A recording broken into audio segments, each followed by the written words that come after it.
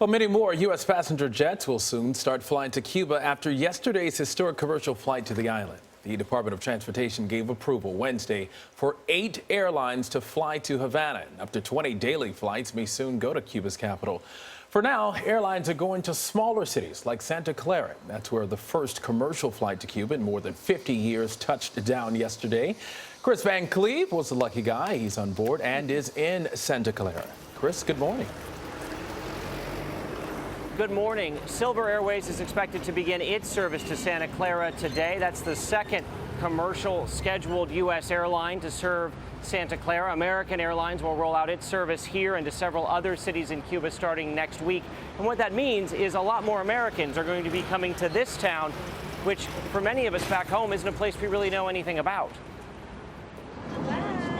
10-month-old Olivia Gonzalez probably doesn't realize the significance of what's happening around her.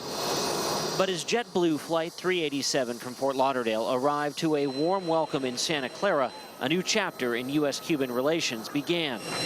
And Olivia's family is about to make some history of their own. I'm taking a lot of Kleenex. Later today, Mario and Damaris are getting married, and their 2 daughters will be baptized in their family's longtime church. The kids will then meet their ailing great-grandmother for the first time. What does it mean to be able to be there for your grandmother? For her to say that she would like to meet, Olivia and Daniela meant everything to me. I was like, I really want to make this happen.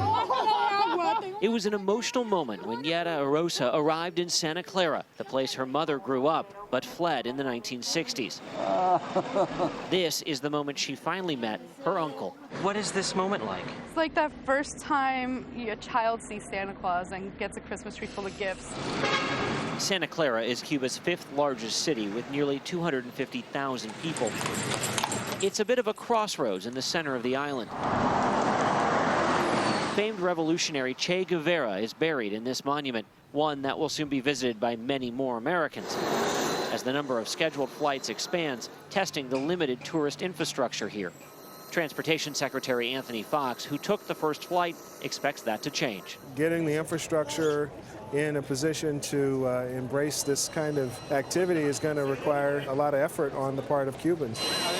Ty Marie Locke wanted to be on the first flight so she could see Cuba as it is now, before the rest of America arrives. We really wanted to get there when it was still raw. And when we talk about tourist infrastructure, we mean things like there aren't a lot of hotels here in Santa Clara.